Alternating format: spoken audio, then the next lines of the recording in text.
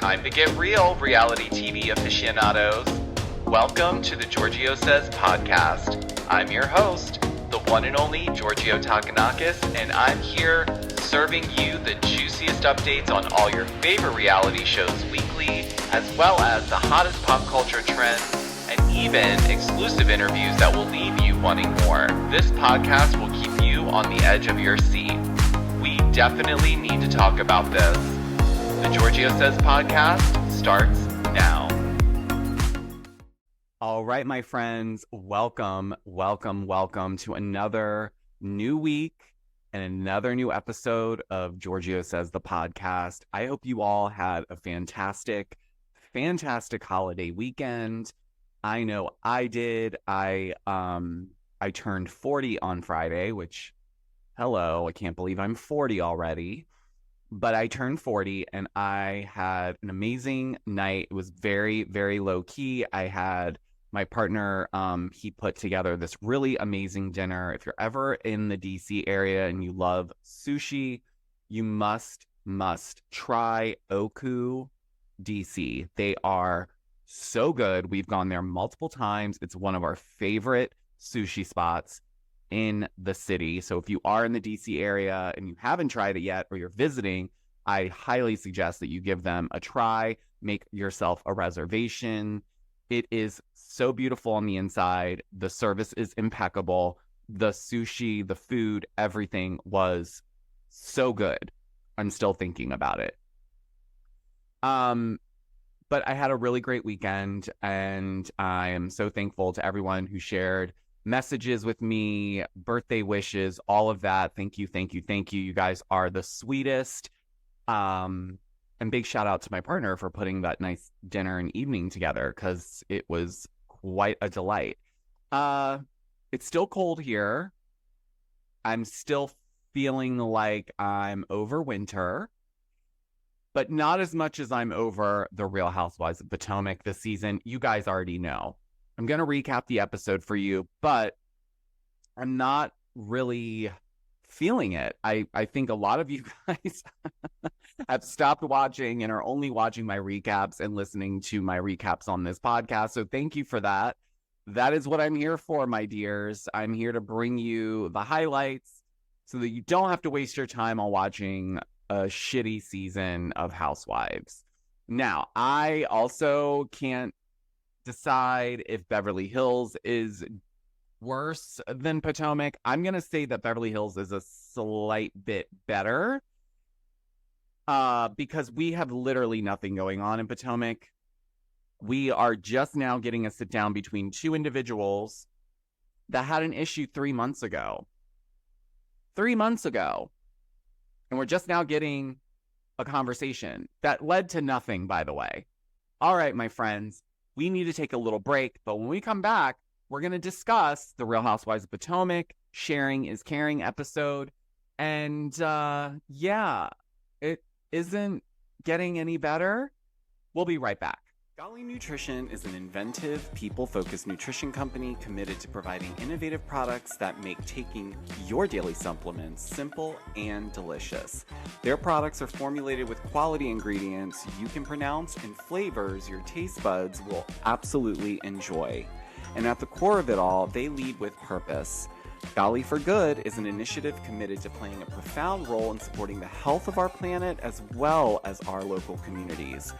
Learn more about their initiatives, such as B Corp certification, Vitamin Angels partnership, and Eden reforestation projects at their Golly for Good page. And if you use my special code, The Georgio Says, at checkout, you will receive a special discount. Now let's get back into the episode.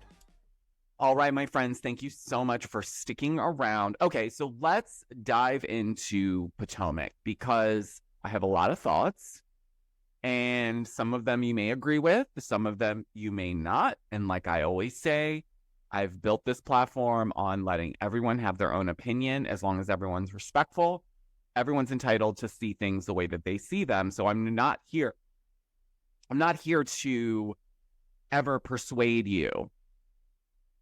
We all can see things differently, and that's the beauty of this community, in my opinion. We don't always see eye to eye. But in this situation with Potomac, I think most of us can agree this has been a horrible, horrific season.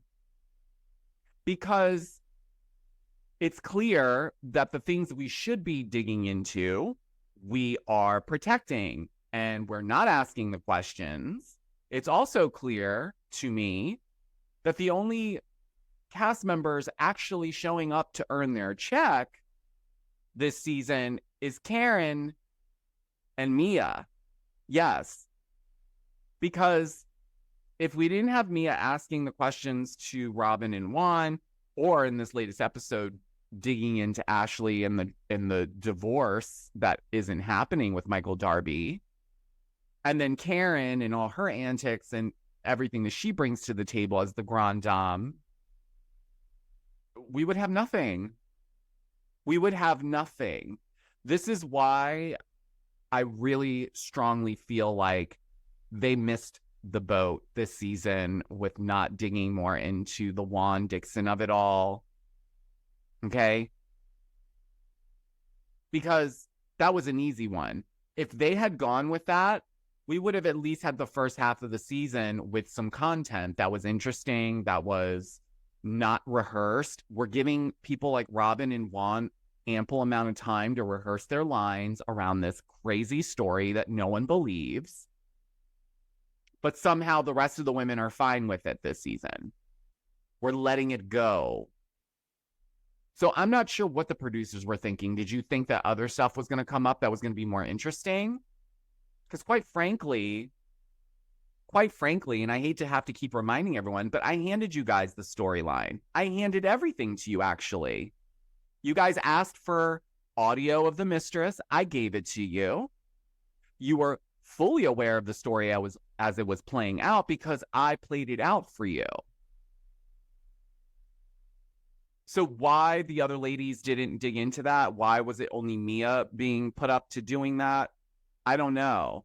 All I know is this episode, all we got was a bunch of mishmash and a bunch of stitched together scenes that had no cohesion, that don't make any sense. I don't really understand what's going on. I really don't. I'm watching it. Sometimes I'm watching it twice because the first time around, I can barely keep attention on the screen. And that's not like me. I said this, I believe, last week. I think I said I fell asleep. Okay? This episode and like all the other episodes, they seem to just drag on. I am not interested. Not one bit. We need to be digging more into the Gordon and Mia of it all, because there were some allegations thrown out there that we're throwing around, but we're not digging into them. We know Robin's not going to talk anymore about this mistress situation. She's given her 5 lines, and she's moving on. Gizelle's going to keep holding on to this empty nest situation with her daughter graduating, going to college, because she's never going to share anything real that's going on in her life, let's be honest. And that seems to be also okay with production, because as long as she comes in messy and hot and shady, but more messy, then she'll be fine, because at least then she'll stir the pot. But when are we going to see the turning of the table? Let me just make this very crystal clear. If it was Wendy's husband that did that last season, or Candace's husband that did that last season, this would be the entirety of the season that we're watching play out. I guarantee you, I promise you, that's how it would have played out. When Candace talks about the double standard and the line moving depending on who it's pointing at, this is what she's talking about. It's these moments. You know there's stuff going on in Gizelle's world that she's just like, I'm not going to talk about that. Robin clearly isn't going to dig into any more questioning on what happened with Juan and that mistress in the hotel room of it all. Okay? But if it was Wendy's husband or Candace's husband, which they did try, by the way, to kind of let that play out. Remember the alleged mistress that I debunked before she came out eventually and said that she made the whole thing up, where it was making Chris look like he was having an affair with this crazy woman, wasn't even true.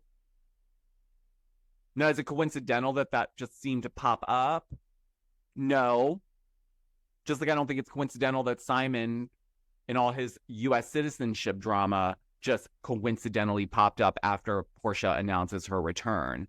So everything in this situation is that much more calculated because it's clear to me everyone, and I'm going to say everyone, is protecting Robin so she doesn't get too much heat.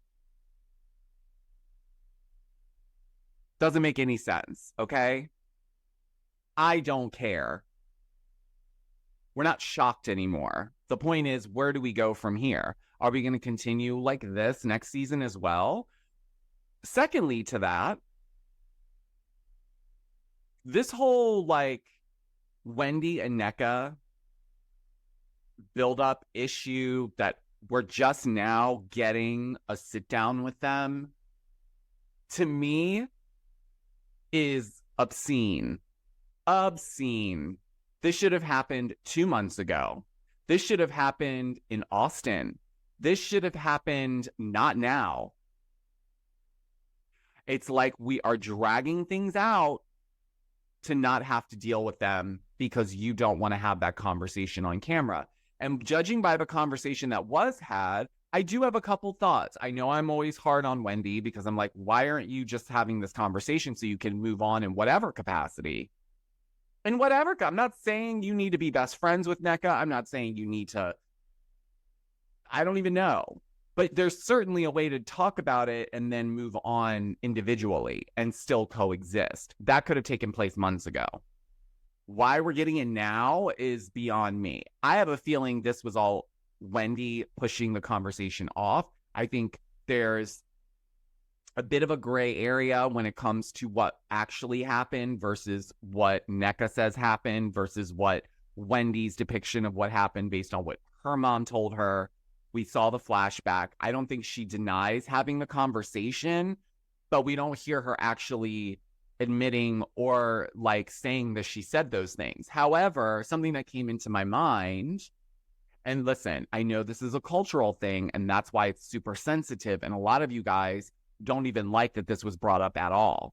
And I can understand that because I can also understand from the viewership point of view that doesn't understand it from a cultural perspective, will take that and generalize or stereotype. And that's also not something to play with. However, in saying that, I don't believe that Nneka is completely lying, okay? I think that Wendy's mom, yes, was probably annoyed and probably perhaps said things that she didn't mean, but maybe from where she sits spiritually, that's where her spirit drove her that day, is to say something like that. Now, I would hope that she wouldn't really submit Nneka's name to a shrine. However, when we all get mad, we say things we don't necessarily mean or that we would actually do, right? And again, I'm not excusing if that's something that was actually said to Nneka. That would scare me. I'm not going to lie. So I'm not discounting that Nneka feels like this impacted her and her family as much as Wendy thinks it impacted her family. They both were impacted. However, in my opinion, based on the cultural situation here, and Nneka being a new housewife, if you knew that coming in, I would have opted to have an off-camera conversation with Wendy earlier on, have it out in terms of what was said. This is what you got from it. Let Wendy have that moment to discuss it with you off camera so that Wendy also knows you're not coming in hot trying to come for her with this information. Then you guys can decide how you want to discuss it on camera once you've had a better understanding around it. That would have been my advice in the situation. Leaning on Ashley was a big mistake because Ashley was only there to start a mess. And she did, and I have yet to see where she's tried to clean up that mess between the two of them. But nonetheless, that clearly did not happen. Now, Wendy has said some things to Nneka, and Nneka wanted her to also be accountable for saying the crackhead thing and, all the other things, calling her a bitch. Actually, no, Wendy didn't call her a bitch. If she did, she called her in response. But nonetheless, the crackhead thing really bothered Nneka, which that should bother her. That's not something anybody should be happy being called. Nonetheless, Wendy was not interested in getting into the thick of this conversation. She only wanted Nneka to apologize for calling her mom a witch. And that was basically it. Like, that she's not a witch and she shouldn't have called her that. But there's still this, like, unrest. Wendy says that she appreciates the apology because Nneka did apologize for calling her a bitch and calling her mom a witch. But that doesn't seem like the conversation is wrapped up, even though Wendy's making it out to be like, we can coexist. Well, yeah, you have been coexisting. You're on a cast. You have to. But this isn't resolving anything because you're also not really... I get it. I get it from both sides. I really do. I just feel like this is dragging out way too much. Like, to the point where I'm annoyed by the conversation. I don't even care if Wendy's still upset about it. Like, yes, I'd be upset if someone called my mom a witch on camera, but I would have had that conversation a lot sooner because I would have had some things to get off my chest. That's all I'm saying. Now, Mia goes and meets up with Robin and Nneka before the trip to the DR that they're all going to. And Nneka lets the ladies know that she did have a conversation with Wendy, but it led to nothing. There's no closure. There's no resolution, essentially. And Robin says, well, that's typical Wendy. She doesn't want to resolve anything with anyone. That is very, very interesting coming out of Robin's mouth, because we know Robin and Gizelle purposefully ice out certain cast members for long periods of time and don't engage with them at all. And for whatever reason, that is okay. But Wendy doing it, it's not okay. Now, do I agree with the fact that Wendy's dragging it out? No, because I don't want any of these ladies to drag stuff out. The point is conflict resolution. You have conflict. You should then try to resolve it quickly thereafter. We don't need 17 episodes of you guys talking behind each other's back about how you're not going to move on. It gets old. It gets stale. It's like listening to a friend complain about the same drama over and over again, and you've given them all the advice, what you think they should do, and they're refusing to do anything with it. That's how I feel in this situation. So yes, it was nice to see finally that they had this sit down, but it's almost like 2 months too late. What else happened? Okay, so the ladies now are getting themselves ready to go to the DR. They're all at the airport. And once they get to where they're staying, the ladies do this thing that every housewives trip creates, which is this whole who's getting what room and who gets the best room and which room has the best view. And I'm not sharing a room. There's always one room, though, where you know there's going to have to be two people sharing. So it's like, okay, again, nothing original here. We're literally just taking plays out of other franchises' playbooks and using them to death. Like, I cannot do another trip where the ladies fight over rooms. It's so dumb. We don't think it's funny anymore. Find something else. Find something else. Heron and Robin get into a little spit spat, which was kind of funny. But it just doesn't make up for the lackluster of the episodes and the season. It just doesn't. Like, Karen pitching a fit over not wanting a room. She wants a room with a view. She's claustrophobic. Ashley caves and finally lets her just take her room. And then we get this really weird scene where Karen is being used as the brunt of a joke and a dig, really. Gizelle decides that since she's the one who gave Karen the title of Grand Dame initially and is mad that it's stuck and that Karen's been able to monetize it, she's decided, okay, well, I'm going to take that title from Karen and I'm going to give it over to Nneka. So they have this, I don't know what this, I guess, coronation is what it would be called, where they basically give a sash and crown to Nneka, queening her the new Grand Dame of Potomac. All right, here's something I really want to clarify as someone who lives in this area and understands it a little bit more than some of you that may not live in this area. First things first, if you don't already know, most of this cast doesn't live within an earshot of Potomac, okay? The only people on this cast that actually live in Potomac is Karen and Nneka. Nneka is on the new side of Potomac, and I'm going to get into that because Karen wasn't really throwing shade. I mean, it probably was a little shade, but she wasn't lying. So I know Gizelle keeps saying, but you're in 20854. You're in 20854. Yeah. So I think it was a little bit more than 10, 15 years ago. There was this. So the way it works is Potomac proper has always been there. It's always like, if you know Potomac, you know you're in Potomac. There's no question about it. You can tell by the houses, River Road, like all the developments scream Potomac. Okay.